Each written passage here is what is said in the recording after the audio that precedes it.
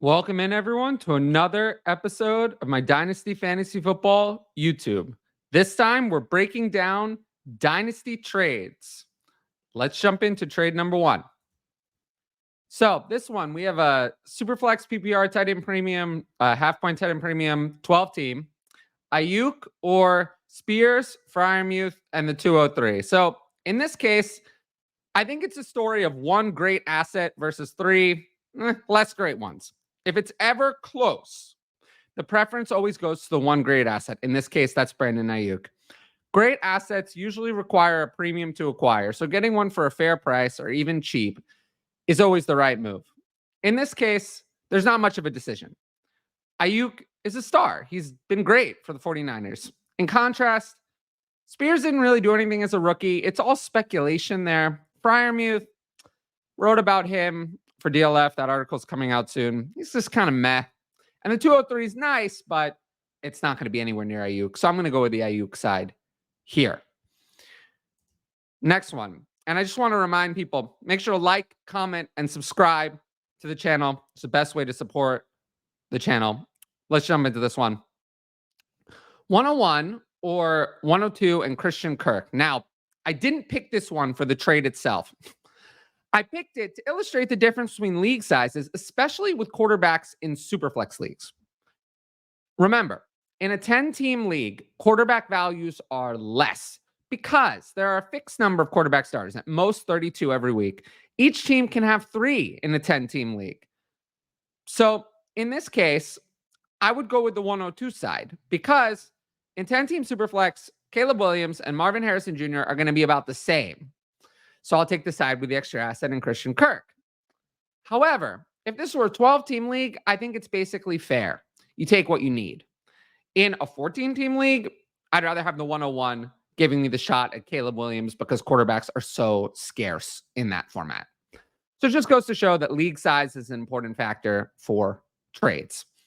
Also, in 10-team, you want the star more.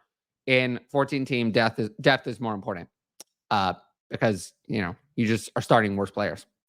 But anyway, next one.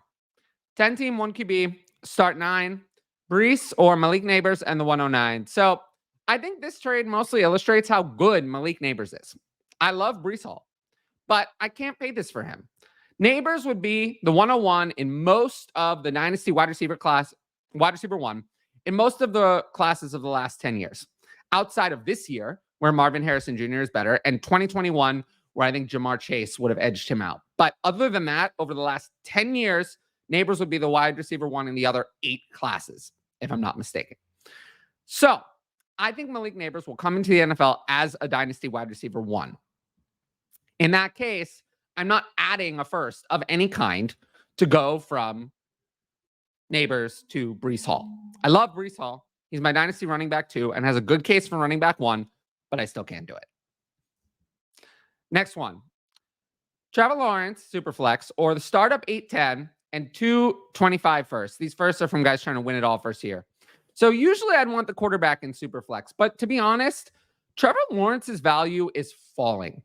He's just quarterback 9, 15th overall, and I feel like we see what Trevor Lawrence is. It's not Justin Herbert, who we can say, Justin Herbert is elite, but the offense has held him back. This has held him back. There's been this problem. I don't feel that way about Trevor Lawrence. I feel like Trevor Lawrence is very good, but that's what he is. Very good. I don't think he's ever going to get back his first-round startup value that he had previously. I just don't think he's on that level. Caleb Williams is going to come into the NFL. He's going to be ahead of Trevor Lawrence because you'd rather what you haven't seen. Similar prospect, but Lawrence, we know, is not going to be in that Mahomes, Allen tier ever. So he'll fall to QB 10. And I just don't want to gamble this type of capital on Lawrence anymore. He's not in that quarterback range where I'm willing to overpay.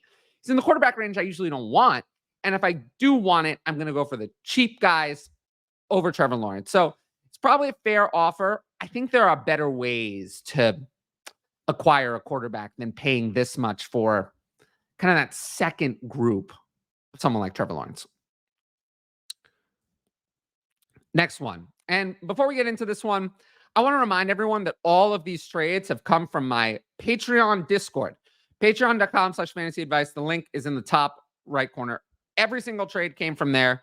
If you want to ask trade questions, I answer them on Patreon, Discord, and then I feature some of them on the show.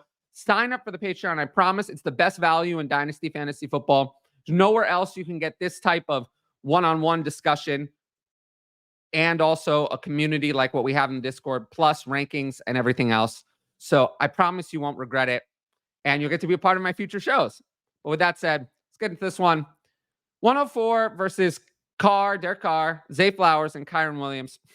12-team Superflex. Now, we know that Zay Flowers had some legal issues. It seems like that was closed, so I'm not super worried about that.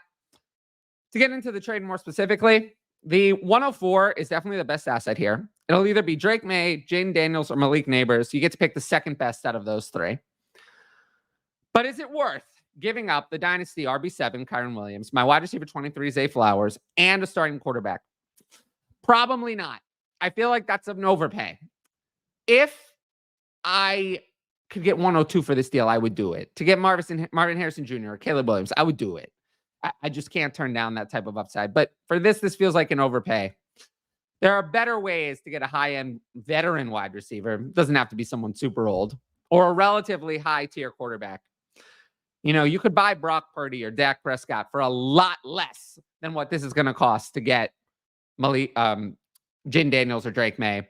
You could buy, I'm sure, Brandon Aiyuk for much less, and you can get kind of an elite, or Chris Olave, a wide receiver in that Malik Nabers value range, for a lot less. So while I don't hate it, there are better options of how to liquidate Carr, Flowers, and Kyren Williams than this deal. Next one, and I thought this was one of the most interesting ones on here. Joe Burrow in 107, or Richardson in 102, 12-team Superflex 4-point passing touchdown. So the 4-point passing touchdown doesn't make a big difference, but it does make me like Anthony Richardson a little bit more because his rushing touchdowns are a little bit more valuable. Either way, I love Burrow, but this feels a little bit pricey for someone in Joe Burrow who's never been a league winner on his own. He's never done that. He's never been the type of quarterback who's won you a league like Josh Allen has, or Lamar Jackson has, or even, Patrick Mahomes has, Jalen Hurts. He's never done that. So this feels a little pricey. It's Richardson and Marvin Harrison Jr. almost for sure, for Burrow and probably Rome Odunze or Brock Bowers. It's what Burrow costs. But I'm not convinced that in a year, we're not going to see Richardson and Burrow similarly priced. So I'm going to take the Richardson side because Marvin Harrison Jr. is a top 5 dynasty wide receiver immediately. And that's the difference maker for me. Rome Odunze, Brock Bowers are just not Marvin Harrison Jr. So I think the difference is bigger on that side. I'm going to take Richardson in the 102 here. But, this is what Burrow costs. So it's not an unfair trade. Next one. I thought this was interesting as well. Devon Achane and late 2025 first for A.J. Brown. Now, I think A.J. Brown's perception has changed. I'm not sure I'm paying this for him. He turns 27 in the summer, and there seems to have been some issues with him in Philly. I just think A.J. Brown has fallen out. It used to be last year we talked about CeeDee Lamb and A.J. Brown as wide receivers 3 and 4. I don't think A.J. Brown is in that top tier anymore. I have A.J. Brown right now at wide receiver 7. Marvin Harrison Jr. will be ahead of him, maybe even Malik Nabers. But guys like Amon-Ra, Garrett Wilson, Puka Nacua have all passed A.J. Brown for me. So while I am skeptical of a late 25 first, and that could even be earlier, which would make the Achane sign better. So I can tell you that I would never pay this for A.J. Brown. If I had A.J. Brown, would I accept this? I would wish it was a little better, but if it was this or nothing, I'd probably take it, even though Devon Achane is not my favorite asset to acquire. I think he's overpriced. So yeah, just on value, I'm leaning on the 25 first and Achane's side here. Next one, and this is one about JSN. In a Superflex PPR start 10, send the 110 for JSN. I also have the 105, 107, and 112. Already tried sending 112. Well, I love that. You tried to be aggressive. You tried to send something even lower. I love that kind of aggressiveness. That's what we need to do in Dynasty. But it seems like that didn't go through. So 110 for JSN. JSN would have been the wide receiver 4 in this class, probably. Would have been close between him and Odunze. He's a better prospect in my eyes. NFL probably would have preferred Odunze. So let's compare it, though. Marvin Harrison Jr., Malik Nabers, and Odunze are going to be worth more because Odunze doesn't have the Meh rookie year on his profile. And the 3 quarterbacks, Williams, Daniels, and May, are also going to be worth more. Probably Brock Bowers will be worth more. It'll be close if it's not tight end premium. And then JJ McCarthy, maybe. But that's kind of it. Brian Thomas Jr., while I like him, is not going to be worth more than JSN. JSN is just a far better prospect. He had 95 receptions and 1,606 yards in his best college season against competition of Garrett Wilson and Chris Olave, who are both Dynasty wide receiver 1s. JSN just turned 22 years old. He's younger than Adonai Mitchell and Lad McConkey, some players in this class, who also could be around at 110. I'm going to go with JSN here. He's just better than what you're going to get at 110. But I like the aggressiveness of trying to send 112. A little bit of greed. I love it. As Gordon Gekko would say. Well, Wall Street reference. 8 years older than me, Wall Street. But regardless. The last one, actually. 12-team Superflex, Dynasty, half PPR, no tight end premium. Hoping to contend this year. Should I send the 106 and Treylon Burks to receive Rashee Rice and Kirk Cousins? So, just to dismiss Burks, at this point, the tight ends have a new head coach. They're Brian Callahan. They're linked to adding an offensive weapon. They're not going to go into next year with just Hopkins, Burks, and Chigakonkwo. I think they're going to add someone major. They'd love to add T. Higgins, maybe someone at 107. I would not be surprised if they're a surprise team for Brock Bowers or Malik Nabers, or even Romo Dunze, one of those players. I think Burks' value falls even further. So he does not really matter to me here. As for 106, it falls outside the sure thing range. I think there are 5 sure things in this draft. Caleb Williams, Marvin Harrison Jr., Malik Nabers, those are locked-in prospects. And Drake May and Jaden Daniels, they're going to be quarterbacks with top 5 draft capital. They're going to hold their value for an entire year, no matter how bad they are. You saw how bad Bryce Young was this year. He still holds value. So those are 5 sure things. Now, after that, in non-tight end premium, it's either Roma Dunze or Brock Bowers. Neither is a sure thing to me. Brock Bowers is more of a sure thing, but it's hard for a tight end to be high-end value. Roma Dunze is, more risky, but he has more value upside.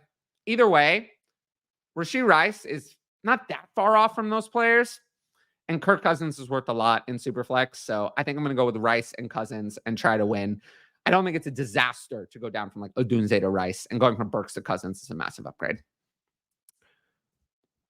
Well, I hope you like this video breaking down Dynasty trades. It's what I do all day in my Patreon. So I wanted to give you a little taste of the kind of stuff I discuss in my Patreon Discord. Remember, if you like the video, like, comment, and subscribe, and hit that notifications bell so you can be notified about my future content. Additionally, the Patreon, patreon.com/fantasy advice. It's right there. Where you can get all my ranks. I have a pick value chart to help you make future trades. My Discord, where you can discuss future trades or past trades with me, and also all the other patrons. And at the higher tiers, you get DM advice where you can have a private one-on-one strategy session with yours truly to help you build a winning Dynasty team. But once again, I hope you enjoyed this video, and I will see you all later. Peace out.